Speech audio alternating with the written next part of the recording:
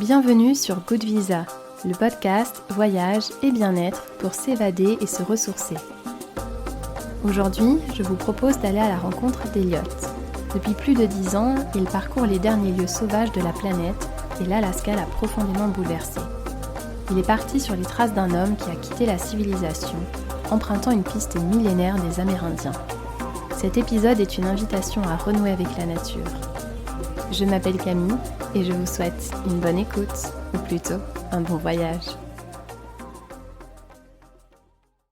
Bonjour à tous, bonjour à toutes, bonjour Elliot. Bonjour Camille. Comment te sens-tu aujourd'hui ? Aujourd'hui, ça va pas mal, hein. Il fait gris, mais il pleut et j'aime bien quand il pleut aussi, quoi, parce que je suis à côté du poêle en général, donc tout va bien. Avant qu'on se lance dans le vif du sujet, est-ce que tu veux bien te présenter, s'il te plaît, pour celles et ceux qui ne te connaissent pas, nous dire d'où tu viens, quel âge as-tu, et ce que tu fais dans la vie, ou plutôt ce qui te passionne dans la vie ? Eh bien oui, je m'appelle donc Elliot Schoenfeld, j'ai 32 ans maintenant. Je suis né en Seine-Saint-Denis et où j'ai grandi jusqu'à mes 19-20 ans. Et puis depuis 2015, je réalise des films documentaires sur des expéditions que je mène dans les derniers endroits sauvages de la planète. Et puis j'écris des livres aussi à chaque expédition. Et voilà, et puis après j'essaie d'en parler aux gens comme à toi. Merci encore d'avoir pris ce temps. J'ai découvert tes livres il y a quelques mois et j'avais vraiment hâte qu'on puisse échanger, donc encore merci. Donc déjà peut-être pour expliquer un petit peu comment on devient en fait aventurier comme ça du jour au lendemain. Ça s'est pas fait du jour au lendemain et ça s'est fait en fait sur plusieurs années, je pense, de réflexion et d'envie qui grandissait. Mais ça c'est, en tout cas, il y a eu un événement assez déterminant et qui était en fait un accident, quoi. Et, c'est-à-dire que après mes études à Paris, j'ai commencé une prépa maths sup, moi, que j'ai arrêté en fait au bout de 6 mois parce que j'étais fatigué d'être assis et aussi parce que j'étais terriblement mauvais. C'est-à-dire que j'avais des notes catastrophiques, donc ma classe, enfin l'école m'aurait viré à la fin de l'année, donc j'ai simplement pris les devants et je me suis viré moi-même. Et là, j'ai commencé à faire des petits boulots sans vraiment savoir que faire de ma vie, comme pas mal de jeunes, je pense, de cet âge-là. Et il s'avère que ma sœur, elle avait fait un permis vacances-travail. C'est un visa qui permet de voyager, de travailler dans pas mal de pays du monde. Elle l'avait fait en Australie avant d'aller à la fac. Donc, par manque d'originalité, j'ai fait comme ma sœur et je suis parti aussi en Australie. Et en Australie, il y a une île qui s'appelle Fraser Island. C'est la plus grande île de sable du monde et il y a une forêt tropicale en son sein. Et j'avais vu qu'il y avait un sentier de randonnée qui traversait toute l'île, qui ça prenait à peu près une semaine. Et sur la carte que j'avais vue de cette randonnée, j'avais vu qu'il y avait des logos avec le symbole du camping, quoi, de la tente.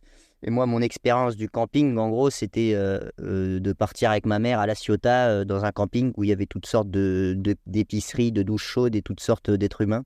Et donc, je me suis dit que ça allait être pareil qu'à La Ciotat. Et donc, je suis parti avec presque rien. J'ai pris un paquet de pain de mie, j'ai pris un pot de Nutella, j'ai pris un paquet de pâtes crues, mais sans rien les cuire parce que je comptais sur les cuisines. Et assez rapidement, en fait, en me lançant dans la randonnée, j'ai compris qu'il n'y avait rien de tout ce à quoi je m'attendais, comme à La Ciotat. Et donc, j'ai certes eu faim, j'ai certes été un peu fatigué à la fin de la semaine, mais j'ai décidé en tout cas de continuer. Et ça a été ma première expérience en fait dans ce qu'on appelle la nature sauvage. En tout cas, c'était la nature la plus sauvage que j'avais jamais vue jusqu'à présent. Et c'était la découverte de la solitude, de la lenteur de la marche, de l'espace, de cette liberté qu'on ressent dans ces endroits-là et quand on est seul aussi et qu'on doit s'occuper de soi-même. Et puis surtout, j'ai découvert la vie avec les autres animaux qui m'a vraiment émerveillé, quoi. Et notamment les dingos, c'est des chiens endémiques à l'Australie qui venaient me réveiller tous les matins vers 6 heures du mat. Et moi, je courais après en caleçon pour essayer de prendre des photos et essayer de les observer. Donc ouais, c'est là que je pense que cet amour de la planète Terre vivante est apparu. Et je pense que après ce moment-là, j'ai réussi en tout cas à passer le plus clair de mon temps dans des endroits qui ressemblaient à ça. J'ai pas décidé de le faire tout de suite. Après, je suis parti, moi, travailler dans un camp de chiens de traîneau au Canada, parce que j'avais un copain qui avait repris un camp de chiens de traîneau au nord du Québec, à 2 heures du premier village en motoneige. Et donc, j'ai vécu un an avec, on avait 90 chiens. Et puis je suis rentré de ces 2 années de voyage d'Australie et de Canada en France avec l'idée qu'il fallait que je revienne au monde normal, que j'avais été suffisamment heureux pendant ces 2 années et que voilà quoi, il fallait que je reprenne des études et que je rentre à la ville. C'est ce que j'ai fait. Et, j'ai commencé une fac de philo et en fait très rapidement quoi, dès les premiers jours sur les bancs de la fac où j'ai décidé que j'allais faire des expéditions quoi et donc à partir de ce moment-là, ça c'était en 2014, j'ai commencé à organiser des expéditions qui sont devenues de plus en plus longues, de plus en plus reculées, de plus en plus ambitieuses au fur et à mesure que j'apprenais des choses et donc je suis parti une première fois en Islande en 2014 que j'ai traversé de la côte sud à la côte nord. Et ensuite, je suis parti en Mongolie où j'ai réalisé mon premier film et où j'ai écrit mon premier livre. Et ensuite, je suis allé en Alaska une première fois. Et ensuite, j'ai traversé la chaîne himalayenne du Cachemire indien jusqu'au Népal.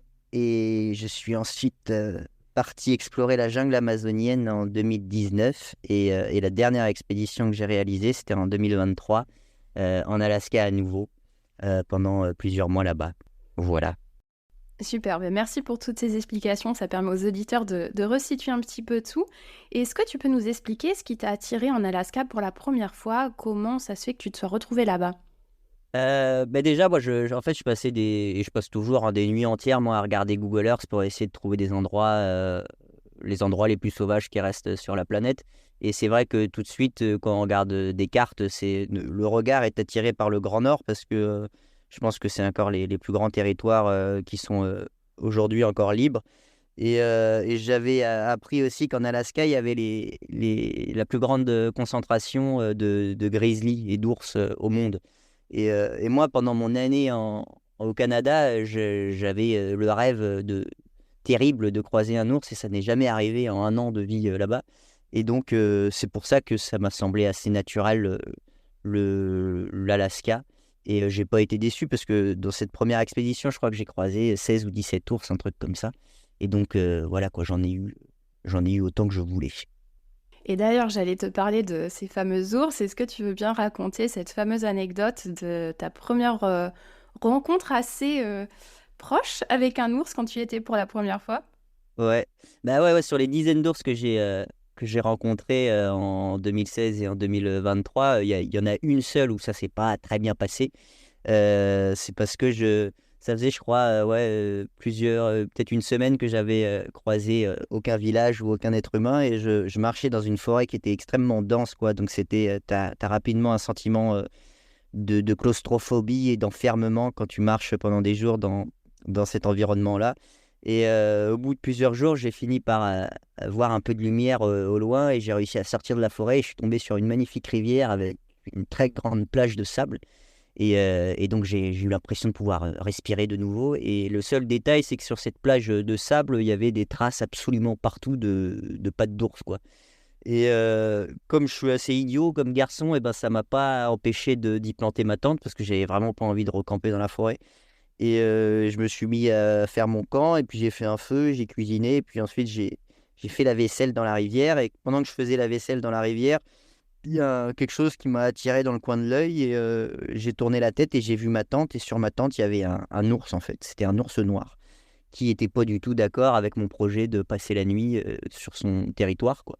Et s'en est suivi une grosse engueulade d'une demi-heure. Donc il venait vers moi. Moi, j'ai essayé de me montrer plus fort que je ne le suis en réalité. Donc on lève les bras, on crie, on fait comme si on n'avait pas peur de lui. Et puis j'avais une bombe à poivre, moi, parce que je suis jamais parti avec une arme à feu en Alaska. Et donc j'ai ma seule protection, à part moi-même, quoi, c'est une bombe à poivre. C'est une genre de petite bombe lacrymo qui fait éternuer l'ours 5 minutes. Il va dans la forêt et puis ensuite il revient. Et donc voilà comment s'est passé. Et puis j'avais ma caméra qui était sur son trépied parce que je crois que je m'étais filmé en train de cuisiner ou un truc comme ça. Donc en fait j'ai réussi à filmer toute cette scène avec l'ours. Mais je veux dire, je n'ai aucune rancune envers cet ours. C'est moi qui étais complètement dans l'erreur. C'est-à-dire qu'en fait, il a réagi très normalement. Si toi, tu rentres chez toi un soir et que dans ton salon, tu vois un gars qui a installé sa tente et en plus qui se permet de te gueuler dessus quand tu lui fais savoir que il faudrait qu'il parte, quoi. Et donc, sans rancune avec cet ours, il m'a appris en fait ouais, avoir un peu plus de bon sens quand on voyage en Alaska. Et après ça, en fait, j'ai jamais planté ma tente dans des endroits où il y avait vraiment explicitement la présence d'ours qui passaient par là très régulièrement. Et ensuite, j'ai eu toujours des rencontres très cordiales avec les autres compères que j'ai rencontrés. Donc effectivement, tu as fait beaucoup de rencontres en Alaska et dans ton premier voyage en 2016, donc tu étais plutôt du côté de Brooks Range qui est beaucoup plus au nord dans les terres. Ouais. Et tu nous parles un petit peu dans ton livre de Tom, ton sauveur, cette première fois, parce qu'en fait, il t'a expliqué que la vallée des Twin Lakes, c'était la porte d'entrée vers le dernier paradis terrestre, la dernière parcelle d'un monde perdu où la vie est encore permise et où elle dévoile toute sa magie, sa richesse pardon, et sa beauté.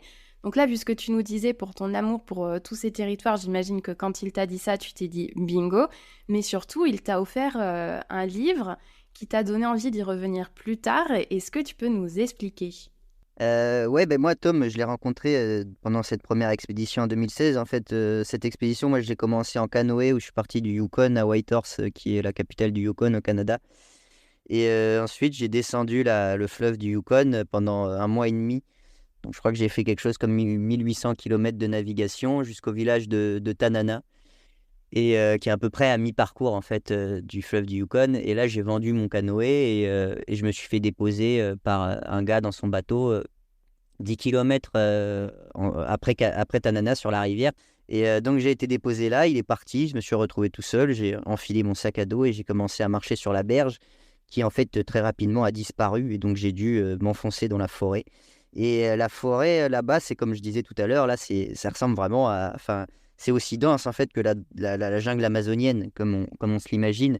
Ce qui a fait que je pense en vraiment des heures et des heures, je crois que si j'avais marché 7 heures ou 8 heures de marche, j'ai dû effectuer quelque chose comme, je sais pas, 1 ou 2 kilomètres, quoi. Et j'étais dans un état d'épuisement extrêmement avancé. J'ai planté ma tente. Je me suis endormi en espérant que tout ça était un cauchemar et je me suis réveillé exactement au même endroit.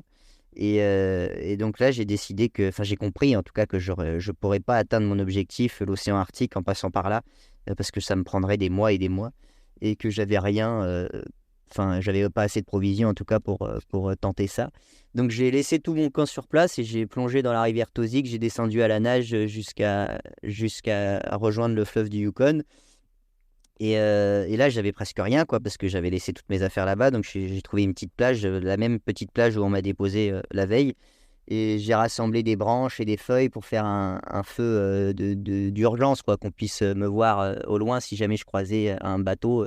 Donc, j'ai attendu plusieurs minutes et puis plusieurs heures et en fait plusieurs jours sans croiser personne. Et c'est seulement après 2 jours où j'ai entendu un bruit et puis j'ai vu un point au loin à l'horizon et c'était le canoë de Tom qui est venu vers moi et qui m'a secouru de ma situation, quoi. Et en fait, j'ai vécu ensuite pendant une semaine chez Tom, qui est un trappeur et qui habitait dans une cabane dans la forêt avec ses chiens de traîneau, parce que l'hiver, il se déplaçait en chien de traîneau. Et ouais, pendant toute cette semaine, il m'a raconté la vie en Alaska, il m'a raconté l'hiver, il m'a raconté les rencontres avec les loups, avec les grizzlies. Et on est devenus très amis, quoi. Et quand je suis parti une semaine après, puis surtout, en fait, il m'a donné des cartes et il m'a expliqué par où je devrais passer, où ce serait le plus facile pour atteindre mon objectif. Et c'était de passer, en fait, par les montagnes. Et c'est ce que j'ai fait et c'est ce qui m'a permis de réussir l'expédition. Et en se quittant, il m'a offert ce livre qui s'appelle One Mile Wilderness. C'est le journal intime, en fait, de Dick Pennecky, qui est un homme qui, dans les années 60, en fait, il avait 50 ans et il a eu un accident parce qu'il travaillait sur des grands chantiers industriels. Il a failli se faire écraser par une pelleteuse et il est resté plusieurs mois à l'hôpital et il s'est dit que si ça avait été sa dernière vision, eh ben, il aurait eu le sentiment que sa vie aurait été un échec, ou en tout cas, il aurait eu beaucoup de regrets, quoi. Et après cet accident, il a quitté son travail, il a quitté la ville où il travaillait et puis il a rejoint l'Alaska. Et il a rejoint un lac qui s'appelle les Twin Lakes. On appelle les Twin Lakes parce que c'est 2 lacs tout en longueur qui sont reliés l'un à l'autre par une toute petite rivière qui doit faire 100 ou 200 mètres. Et que ça a la forme un peu d'aile de libellule de plusieurs dizaines de kilomètres. Et le lac qui est un peu plus au nord, qui est vers l'est, est d'une couleur bleu turquoise indescriptible parce que c'est le plus beau bleu que j'ai jamais vu de ma vie. Et le lac qui est à l'ouest, le deuxième lac jumeau, et ben, c'est un lac qui a la couleur de l'océan, quoi. Donc, tu as ces deux immenses taches bleu turquoise et bleu marine qui se côtoient et reliées par une petite rivière. Et c'est là qu'il a décidé d'établir son camp et de se construire une cabane. Et donc, pendant 3 mois, il a construit une magnifique cabane avec ses propres mains en n'utilisant que des objets manuels et surtout en n'utilisant que les ressources de la forêt. C'est-à-dire qu'il a fait une cabane en fût, donc il a utilisé des troncs d'arbres pour les murs. Il a utilisé la mousse pour isoler la cabane entre les interstices des rondins. Il a fait son toit avec de la terre où un jardin sauvage a fini par planter. Il s'est construit une magnifique cheminée avec les pierres qu'il avait trouvées dans la rivière Hope. Et lui, son projet, c'était d'y habiter 1 an, en fait, dans cette cabane. Et l'année s'est écoulée, et en fait, il y est resté 29 de plus. Et donc, pendant ces 30 ans, dans cette cabane, il a établi une relation très intime avec toutes les choses vivantes qui habitaient autour de lui, quoi. Et donc, il a vraiment passé toute sa vie à explorer, à côtoyer, à observer, à créer des liens avec toute la vie qui a habité cette vallée. Il est tombé amoureux vraiment de ces forêts, de ces rivières, de ces lacs, de ces grizzlies, de ces loups.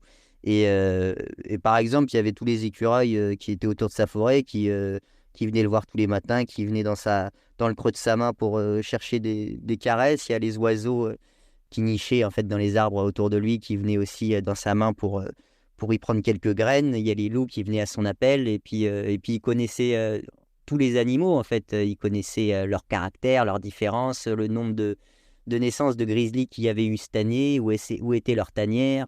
Il connaissait le nombre de mouflons, où était leur endroit préféré, en fonction des saisons, etc. Donc, et c'est ça qu'il écrit pendant ses 30 ans dans ses carnets. Et c'est sûr que moi, à la lecture de ce livre, j'ai été en tout cas, je me suis senti très proche et j'ai été très. Enfin, ça m'a laissé rêveur, quoi, toutes ces descriptions de paysages. Et donc, c'est à ce moment-là où je me suis promis que je reviendrai en Alaska pour essayer de retrouver sa cabane. Parce que Dick Pennecky est mort dans les années 2000, donc il y a un peu plus de 20 ans maintenant. Mais sa cabane est toujours présente au Twin Lakes.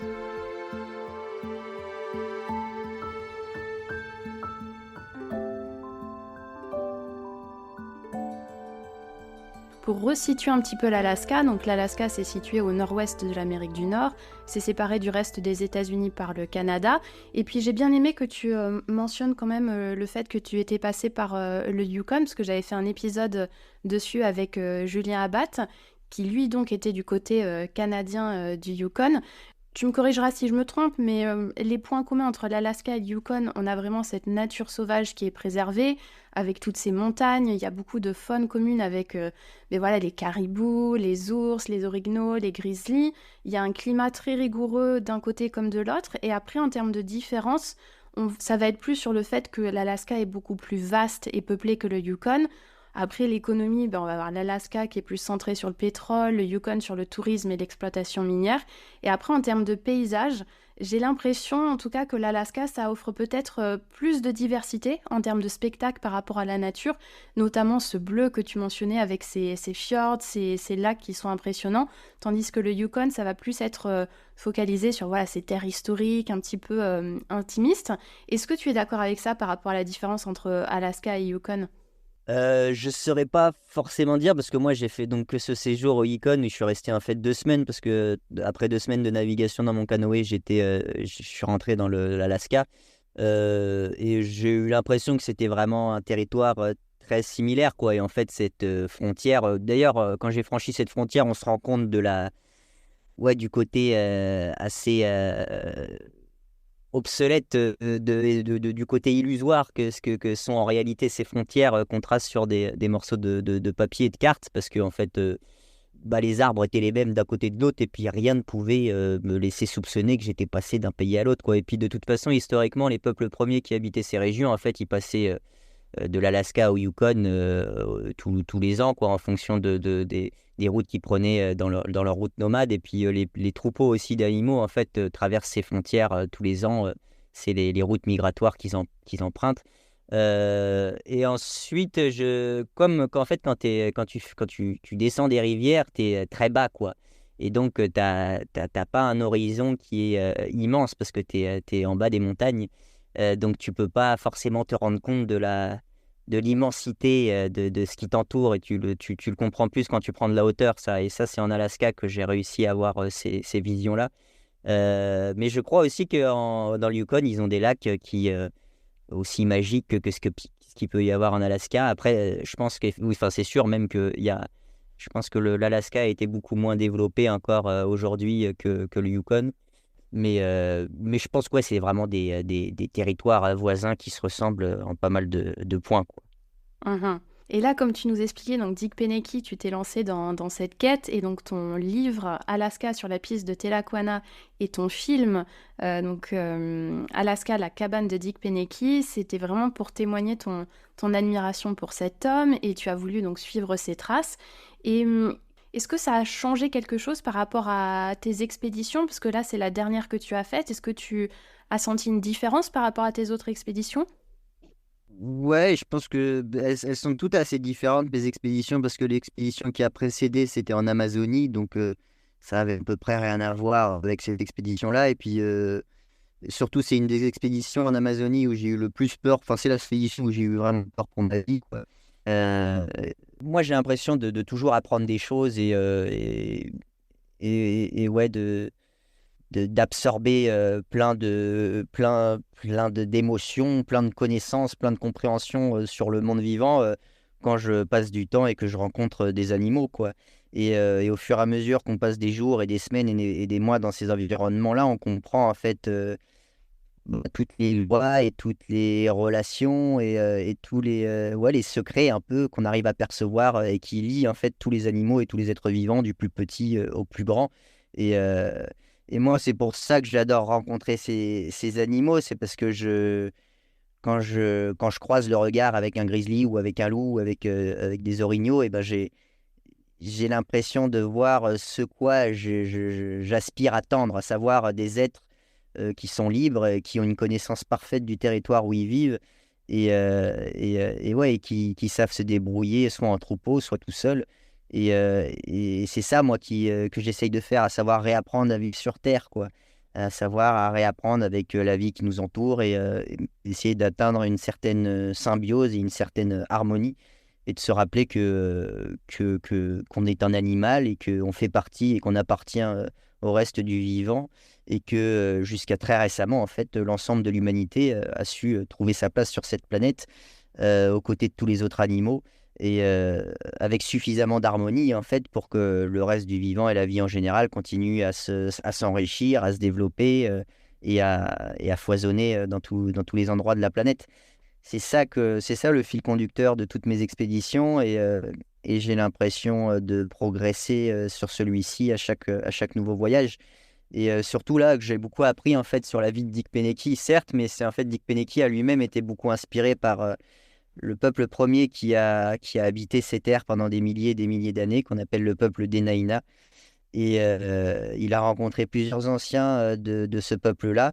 Et j'ai beaucoup appris en fait sur la vie de ce peuple-là qui a été un des derniers peuples à être colonisé par les civilisés. Et donc, ces personnes-là vivaient encore de la manière dont ils avaient vécu pendant des milliers d'années.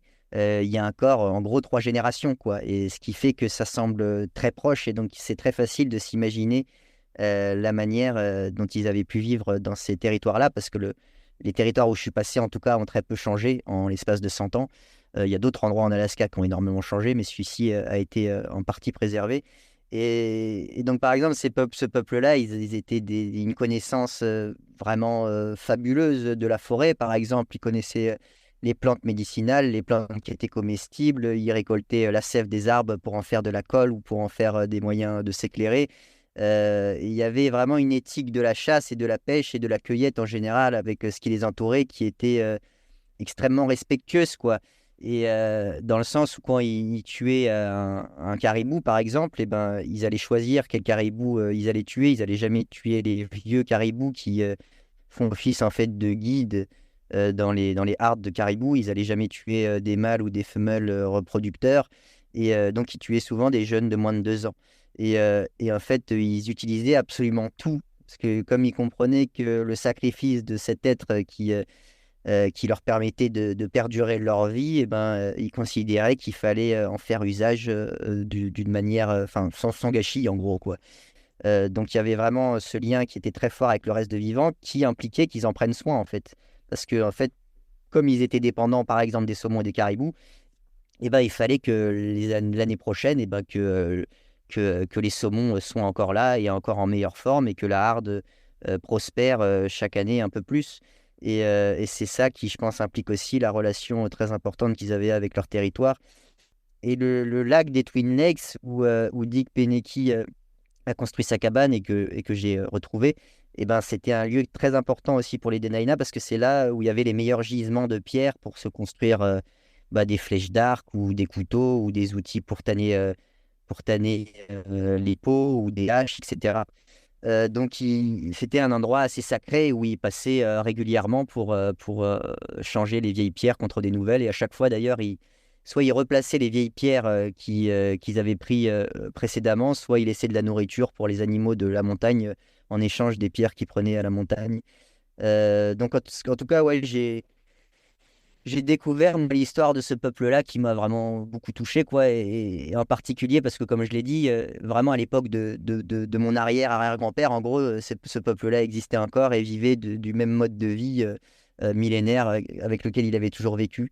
Donc, quand j'étais tout seul dans ces rivières, dans ces forêts, au sommet de ces montagnes, j'arrivais en fait très facilement à les voir et presque à les entendre et vraiment à m'imaginer la vie qu'ils avaient pu mener ici. Donc, ouais, je dirais que c'est ça, moi, qui m'a beaucoup appris et touché pendant ce voyage. C'était la rencontre de tous ces animaux et puis l'histoire de ce peuple qui vivait avec tous ces animaux et qui nous fait comprendre que c'est pas l'animal humain en tant que tel qui est mauvais pour la planète, comme on peut l'entendre dire. Et moi, je pense pas que ouais, que l'animal humain est par nature contre nature, dans le sens où il est de manière intrinsèque destructeur de son environnement. Je pense qu'en fait, pendant l'immense majorité de notre histoire, on a su vivre avec ce qui nous entourait. Et, euh, et la vie de Dick Pennecky et la vie des Dena'ina le prouvent. Et moi, c'est des histoires donc qui m'intéressent. Et qui te fascine. J'aimerais bien qu'on revienne sur les animaux, mais avant ça, pour terminer là sur le peuple des Dena'ina, tu racontes à la fin de ton livre que tu t'es rendu dans certains villages avec encore quelques Dena'ina, et tu expliques que malheureusement c'était quand même assez triste à voir parce que tu as senti qu'ils étaient en train de perdre un petit peu tout leur héritage, où tu racontes que tu es invité chez un jeune homme et tu te rends compte dans les placards, c'est les produits américains, que vous êtes là à parler de rap, de choses comme ça, et que ça t'a rendu très triste de te rendre compte de tout ça. Ouais, ouais, c'était.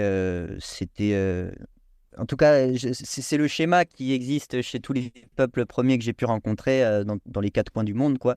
Mais là, par le fait que la destruction de ce peuple-là, que ça soit culturellement et même, enfin, je veux dire, il y a eu des massacres qui ont été faits, soit si récent, qui fait que c'est le peuple où j'ai vu le plus de souffrance et de violence, quoi, qui ont été faites sur eux, quoi. Et donc, ça amène en tout cas de l'alcool, ça amène de la drogue, ça amène de la dépression, ça amène des violences conjugales, etc. Et c'est ça, c'est le spectacle en tout cas que j'ai eu, le terrible spectacle que j'ai eu en arrivant dans ce village où il y a les derniers des Naïna qui habitaient.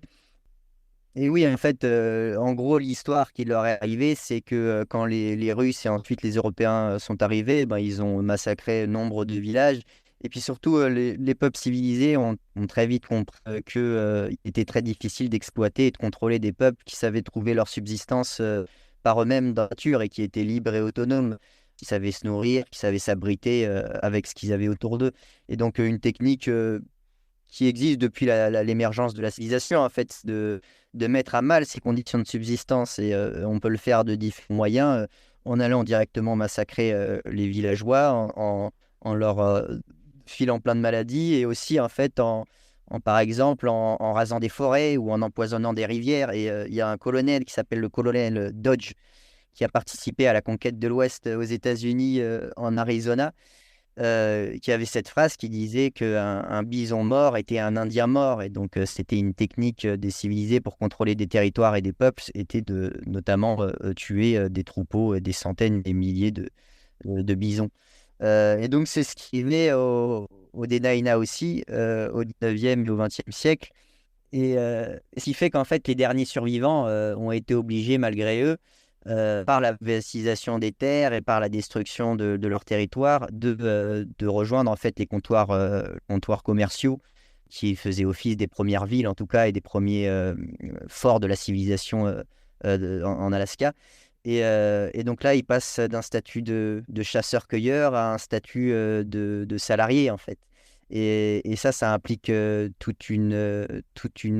autre paradigme, en fait, et une autre relation avec la nature. C'était que jusqu'à présent, tous ces animaux qui étaient leurs voisins et dont ils dépendaient et dont ils prenaient soin, ben, c'est devenu des marchandises qu'ils devaient tuer pour vendre ensuite les fourrures, et les fourrures qui leur permettraient d'avoir des sous pour ensuite pouvoir s'acheter à manger, à boire et toutes les choses qui étaient nécessaires pour vivre. Et donc oui, cette rencontre à Lime Village, ça a été un moment très difficile, quoi. Et c'était très compliqué, en fait, d'avoir des témoignages des derniers anciens qui étaient dans le village et d'avoir des conversations parce que bah, ils étaient très fortement alcoolisés. Et donc, et je pense que les souvenirs avaient en grande partie disparu. Mais ça, enfin, en tout cas, moi, j'ai été magnifiquement bien accueilli par ces gens-là qui sont d'une générosité. Et puis, enfin, ils étaient vraiment super chaleureux avec moi, quoi. Donc, j'étais super heureux aussi de rencontrer ces personnes-là. C'est juste que c'est triste à mourir que de voir que la civilisation industrielle, elle détruit pas seulement les animaux, les forêts, les rivières, elle détruit aussi les hommes. Et, euh, et, euh, et c'est ce que j'ai pu voir à ce moment-là, quoi.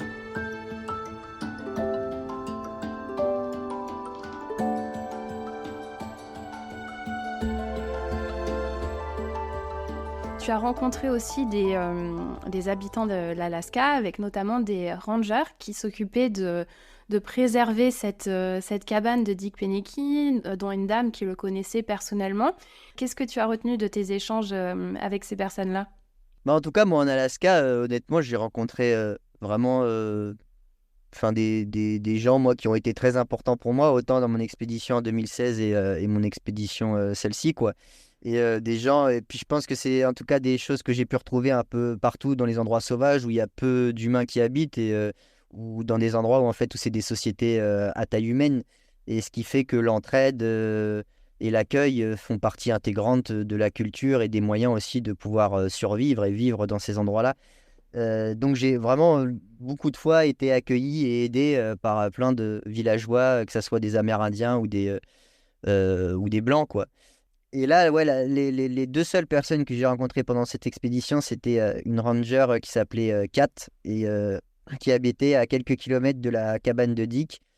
Et la deuxième personne que j'ai rencontrée quelques semaines plus tard, c'était une femme qui s'appelle Jeannette. Et c'est elle, en fait, qui a retranscrit tous les carnets de Dick Pennecky qu'il a écrit pendant ses 30 ans. Et donc, ouais, c'était les deux rencontres de ce voyage-là et rencontres super importantes parce que déjà, c'était des super femmes, on a bien rigolé, et puis elles m'ont filé à manger quand j'avais plus rien. Et surtout parce qu'elles m'ont parlé de Dick Pennecky, qu'elles connaissaient de manière très approfondie, surtout pour Jeannette. Et puis elles m'ont raconté aussi la vie qu'elles avaient menée en Alaska, quoi, dans cette nature sauvage et les nombreuses rencontres aussi avec les animaux qu'elles ont eues. Ouais, en tout cas, j'ai eu l'impression de rencontrer et de connaître Dick Pennecky bien plus après avoir rencontré ces deux femmes. Et puis surtout, Kat, c'est beaucoup elle qui m'a parlé des Denaïna. Et c'est elle d'ailleurs qui m'a parlé de cette fameuse piste qui a donné le titre du livre, la piste de Telakwana.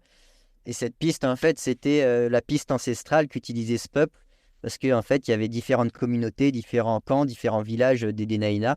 Et il y avait, et en fait, ils suivaient tout au long de l'année cette piste reliait toutes ces différentes communautés et reliait tous les différents endroits par lesquels ils passaient pour l'arrivée des saumons ou alors pour aller au Twin Lakes, comme j'ai dit, pour aller chercher des pierres, etc., etc. Et ouais, donc c'était très beau de pouvoir lire toutes ces choses-là. Et c'est grâce à Kat notamment que j'ai pu en apprendre vraiment beaucoup sur la vie de ces hommes et de ces femmes, quoi. Et surtout, en fait, moi, quand je suis arrivé à la cabane de Dick Peneki, j'avais pas vraiment réfléchi à la suite de l'expédition. Je crois qu'inconsciemment, je me disais que je ferais demi-tour et que je reviendrais de là où d'où j'étais parti. Et j'ai mis à peu près 2 semaines pour atteindre la cabane, et donc je me disais que je rentrerais 2 semaines plus tard, quoi. Et en fait, sans m'en rendre compte et sans en avoir du tout conscience, j'ai réalisé grâce à Kat que j'avais suivi cette fameuse piste de Telakwana presque au kilomètre près de là où j'étais parti jusqu'à la cabane. Et donc, il m'a semblé tout à fait logique et naturel d'aller au bout de cette piste qui allait jusqu'au village de Lyme où j'ai terminé l'expédition. Et donc, une fois que j'ai quitté le lac des Twin Lakes, et ben, en fait, j'ai continué à remonter vers le nord. Je suis passé par le lac Turquoise, le lac Telakwana, et ensuite j'ai descendu la rivière Telakwana et le fleuve Stony jusqu'à Lyme Village. Et ça, c'est vraiment improvisé au cours de l'expédition, au milieu de l'expédition, notamment grâce à Kat. Et ça arrive souvent, en fait, que moi, mes expéditions, je les prépare peut-être 40-50% en amont, mais 50 à 60% en fait se font sur place avec les personnes qui habitent ces lieux et qui le connaissent mieux que quiconque. Et c'est pour ça qu'il y a une grande part aussi d'improvisation de mes voyages et qui se précise en fait au fur et à mesure des semaines. Et là, justement, en parlant de ton expédition plus particulièrement, est-ce que tu peux nous partager peut-être les défis que tu as rencontrés? Parce que tu nous expliquais au début, si je me rappelle bien, que c'était dans ta première expédition où là, tu te rendais compte que c'était vraiment difficile de progresser dans cette nature qui était vraiment euh, intense, on va dire. Ouais. Et là, dans cette deuxième expédition, quels ont été peut-être tes plus grands défis, que ça soit physique ou même peut-être mentaux? Bah, le plus dur, c'est vraiment le début, quoi. C'est même juste les jours qui précèdent l'expédition. C'est là où moi j'ai le plus peur. Et puis les premiers jours aussi, quand on commence à quitter quoi, la civilisation, à couper ce cordon et à s'enfoncer dans des endroits où on est sûr qu'il va falloir réussir à s'occuper de soi-même, quoi. Et oui, que le plan B, ça me nuise au fur et à mesure qu'on s'enfonce de plus en plus loin. Et donc oui, moi, cette peur, en tout cas, je la ressens à chaque fois. Et donc, il faut se faire sacrément violence et se rappeler, en fait, pourquoi on va dans ces endroits-là. Et en fait, au fur et à mesure des jours, on a évidemment une fatigue physique, surtout que moi, en fait, je me prépare pas physiquement avant de partir en expédition. Les seuls préparatifs physiques que je fais, c'est de m'empiffrer de plein de gâteaux et de plein de trucs pour avoir de quoi, des kilos à perdre si je maigris trop là-bas, quoi. Et donc, les premiers jours sont particulièrement durs physiquement et puis psychologiquement parce que tout ce qu'on a quitté nous manque, quoi. Et comme je dis dans le livre, c'est un peu l'effet de la nature sauvage sur l'homme civilisé qui a passé trop de temps dans son enclos urbain, quoi. C'est que tout nous semble impossible et tout nous fait peur, quoi. Et on voit ces montagnes qui nous regardent de très haut et on voit ces forêts qui nous semblent beaucoup trop mystérieuses. Et en fait, au fur et à mesure des jours, comme dans toutes mes expéditions, on commence par comprendre en fait les lois qui ordonnent cet endroit-là. On s'y soumet et puis très rapidement, on se rend aussi compte à quel point on est dans les endroits les plus beaux de cette terre, quoi. Et donc la peur fait vite place en fait à l'émerveillement. Et ça a été un peu ce qui s'est passé dans toutes mes expéditions. Il y en a qui ont été un peu plus apeurantes que d'autres, quoi. Mais là, je connaissais quand même l'Alaska et la chose qui a été le plus compliquée en Alaska, ça a été le froid en fait, parce que je m'étais pas du tout préparé à des températures comme j'ai eu. Et Kat, d'ailleurs, la ranger, m'a appris que c'était un des étés et des automnes les plus froids et les plus pluvieux qu'elle ait jamais connus.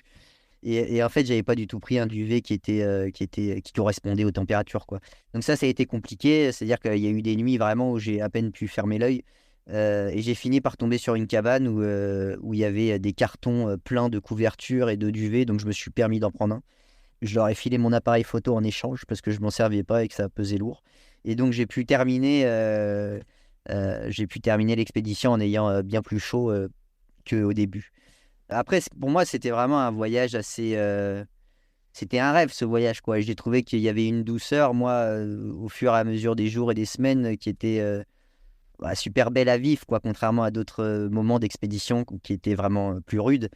c'est surtout parce que j'ai vraiment j'ai vu des choses absolument incroyables et certains des plus beaux paysages que j'ai jamais vus de ma vie tous les jours que j'ai passé là-bas.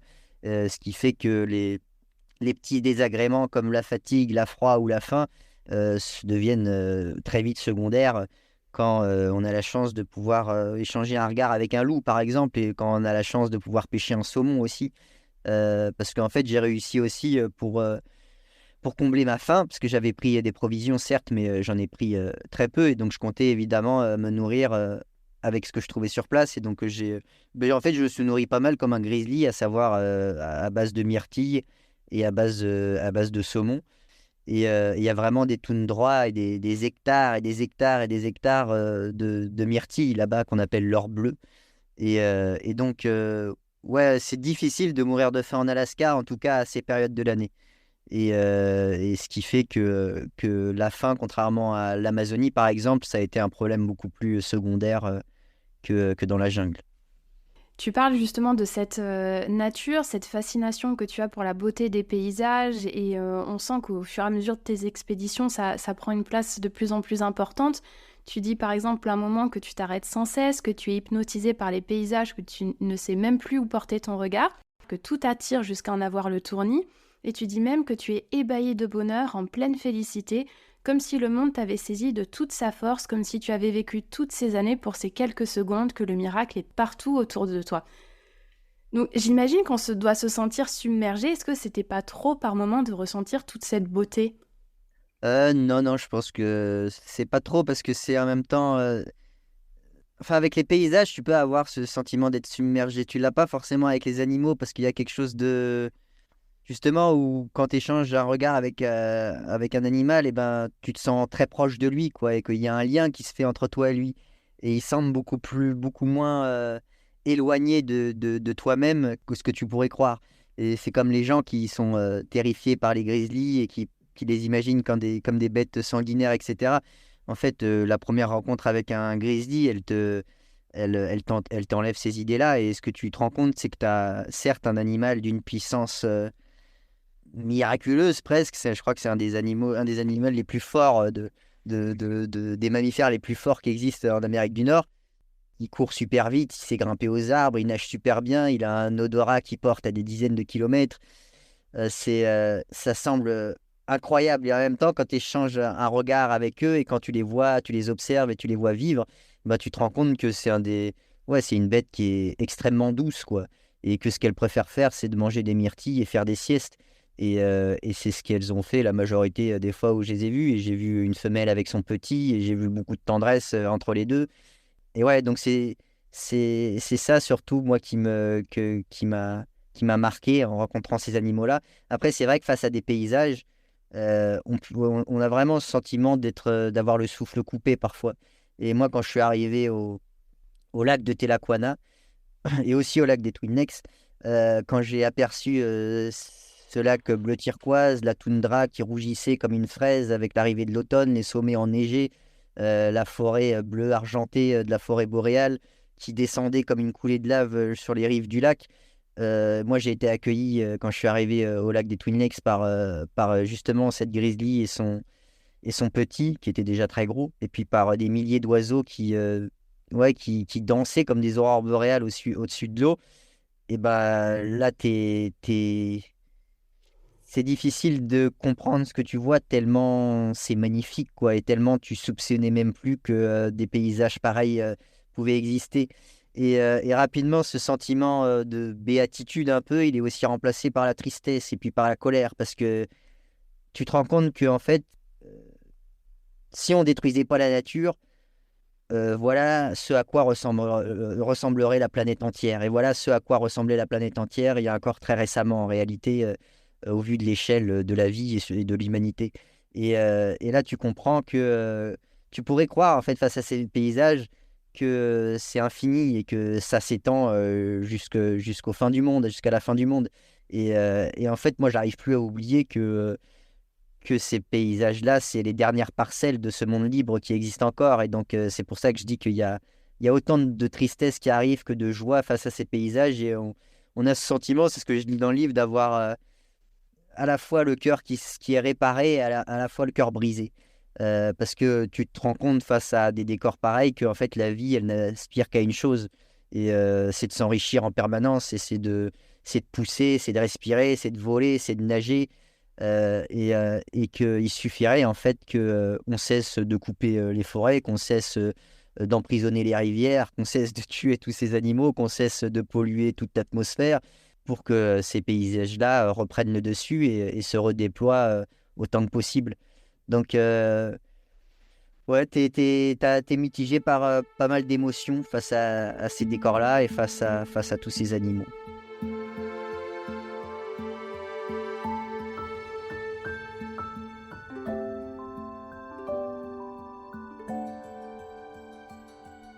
Et peut-être un passage qui résume un petit peu à la fois cet amour pour cette nature et ces animaux et ces prises de conscience-là, c'est quand tu parles justement de cet échange de regards avec un grizzly. Tu dis « Le grizzly nous parle et nous le dit. Soyez certains d'une chose, vous faites partie de ce monde et il ne vous appartient pas. Ce n'est pas la nature qui est barbare, la barbarie est de s'en éloigner. » Mais oui, en fait, un peu ce narcissisme de l'homme civilisé ou ce suprémacisme humain qui fait partie de sa culture, à savoir qu'on est au sommet de l'échelle de l'évolution et qu'on n'est même pas vraiment des animaux et qu'on relègue les animaux et la nature comme quelque chose de vil, d'hostile, d'inférieur, etc. Euh, ouais, que notre culture nous apprend. Et c'est vrai que la rencontre avec justement ce grizzly, ça nous fait redescendre tout de suite sur Terre, en fait, de tous ces délires mégalos qu'on apprend malgré nous depuis qu'on est petit, quoi. Et de cette relation qu'on a avec la nature, à savoir vraiment une rupture et une frontière entre l'humanité et le reste du vivant. Et ouais, quand tu regardes un grizzly, t'as pas du tout l'impression d'être au sommet du monde vivant. Et, et il y a beaucoup de respect, ouais, qui s'instaure entre soi-même et ce qui nous entoure.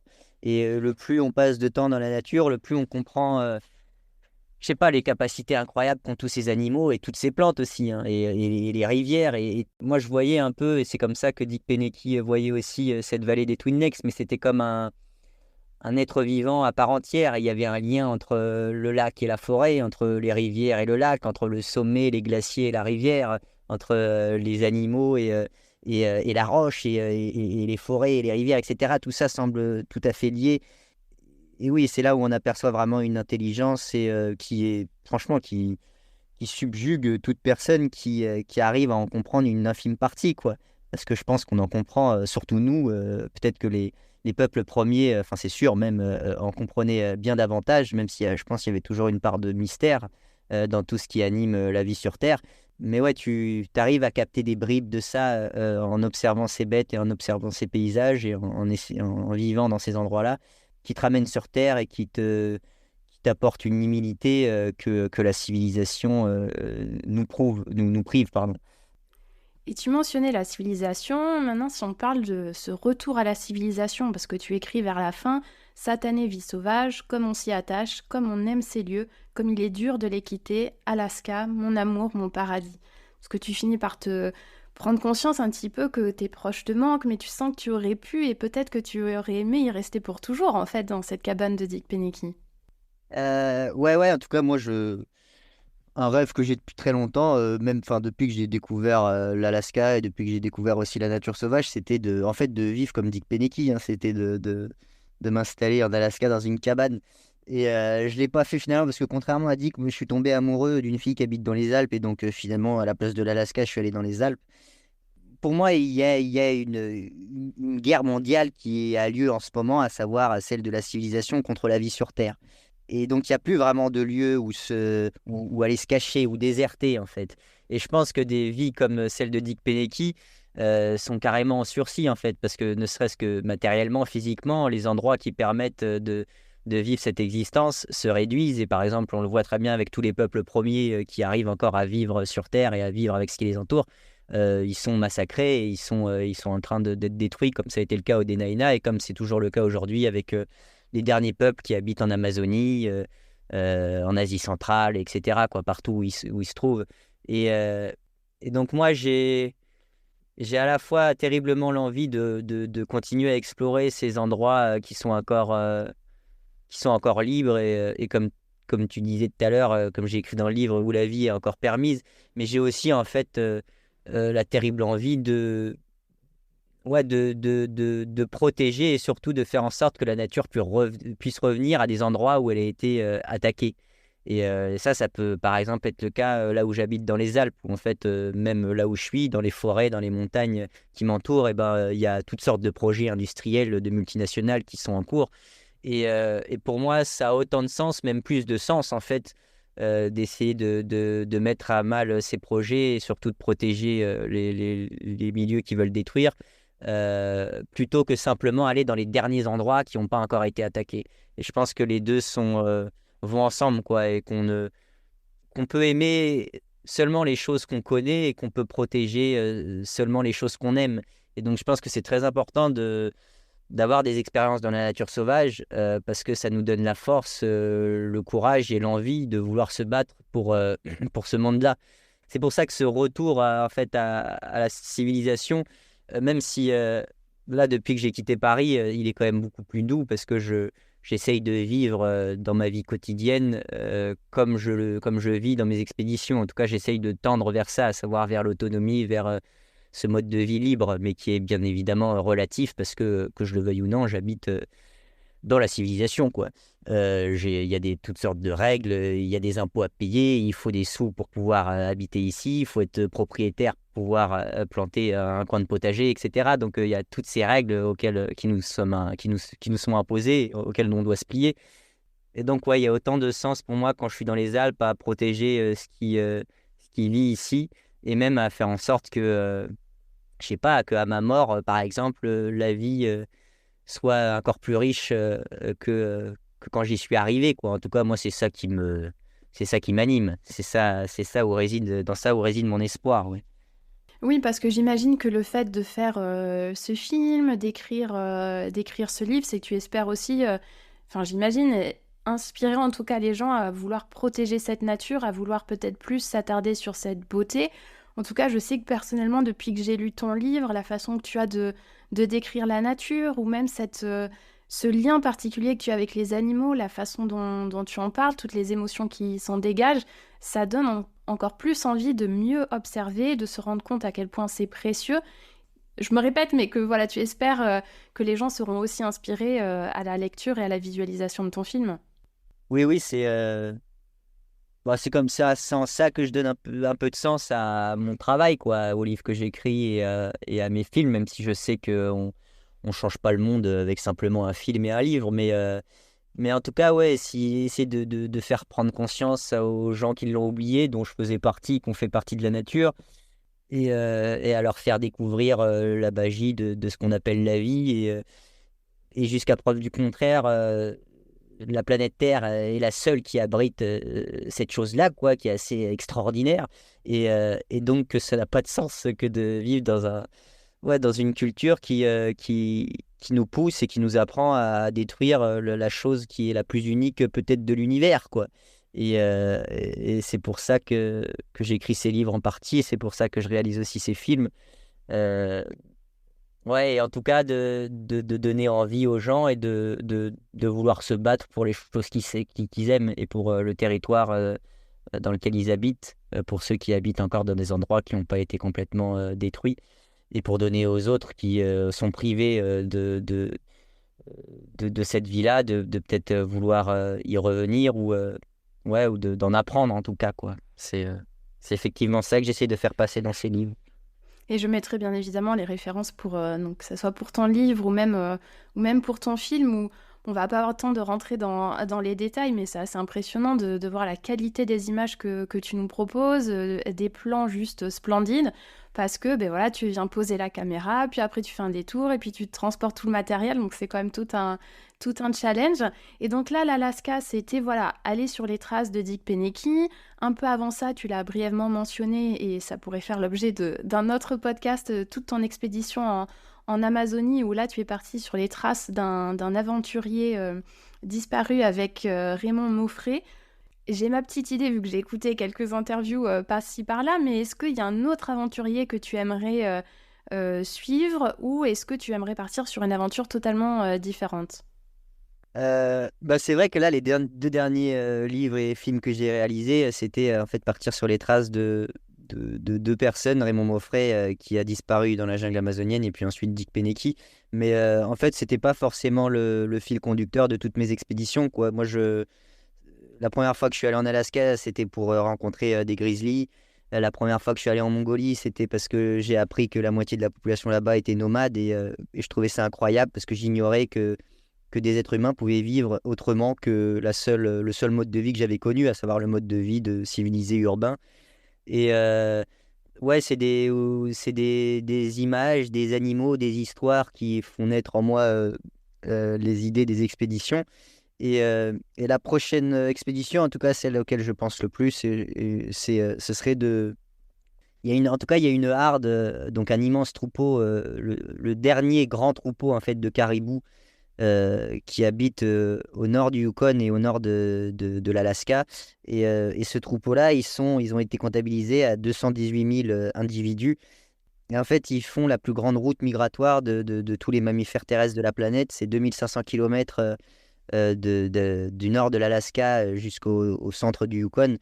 Et en fait, ce voyage, cette migration, c'est assez incroyable parce que c'est pas juste la horde de caribous qui se déplace, c'est tout un monde avec, à savoir les loups, à savoir les grizzlies, à savoir les coyotes, les wolverines, tous les oiseaux, et puis les peuples humains en fait qui habitaient en Arctique et dans le sous-Arctique et en Alaska, au Yukon, qui comme je l'ai dit tout à l'heure, sont dépendants des caribous. Et donc ouais, c'est tout un monde moi qui m'intéresse. J'aimerais bien essayer de m'incruster dans ce troupeau, voir comment on s'entend. Et ouais, en apprendre davantage sur les peuples qui habitaient et qui habitent encore là-bas. Et puis ouais, sur cet animal qui est sacré pour nombreux de ces peuples, le caribou. Et ouais, essayer de creuser les choses que j'ai déjà commencé un peu à découvrir lors de mes 2 premières expéditions dans le Grand Nord. Mais hâte de découvrir ce que tu nous partageras là-dessus. Et pour terminer, j'aime bien poser cette nouvelle question aux invités à la fin de notre échange. Si tu devais résumer, pour toi, c'est quoi le voyage?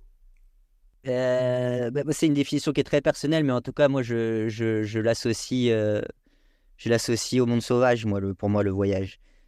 De manière paradoxale, ça pourrait être, plutôt que de partir loin, pour moi, ce serait de revenir, en fait, de revenir à nos racines, de revenir à notre histoire, de revenir à notre place. Et notre place, c'est sur la planète Terre, et avec toute la vie dont on fait partie et qui nous entoure. Et donc, moi, ce que j'essaye de faire dans ces voyages, comme je l'ai dit plusieurs fois déjà, mais c'est effectivement de réapprendre ces instincts oubliés, comme le dirait mon Moffret, et de réapprendre à vivre sur Terre aux côtés des animaux qui savent encore le faire et aux côtés des peuples premiers qui tentent encore de vivre de leur mode de vie. Et ouais, donc pour moi, le voyage, ce serait le retour à la Terre, en fait, quoi, et la reconnexion avec le monde vivant. Mais écoute, merci pour cette définition, ça te correspond bien, je trouve. Donc en tout cas, merci beaucoup Elliot d'avoir pris ce temps pour cet échange. Je le disais, je mettrai les références pour ton livre qui m'a en tout cas convaincue pour reconnecter avec cette nature comme tu l'expliquais, ton documentaire aussi qui a des images époustouflantes, et bien évidemment tes autres livres, que ça soit sur l'Amazonie ou le premier que tu as écrit où tu racontes un petit peu ta traversée de la Mongolie, ton périple dans l'Himalaya, plein d'aventures pour nous faire rêver. Donc encore merci Elliot et à très bientôt. Merci beaucoup. Merci à vous, merci pour votre écoute. J'espère que cet épisode vous a plu, qu'il vous a permis de vous évader et de vous ressourcer. J'ai besoin de vous pour que l'aventure Good Visa continue. Vous pouvez vous abonner sur votre plateforme préférée afin de suivre les nouveaux épisodes.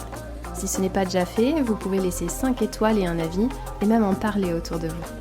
Il y a aussi le compte Instagram Good Visa Podcast, tout attaché, que vous pouvez suivre, où je poste régulièrement des photos et des vidéos pour illustrer les épisodes.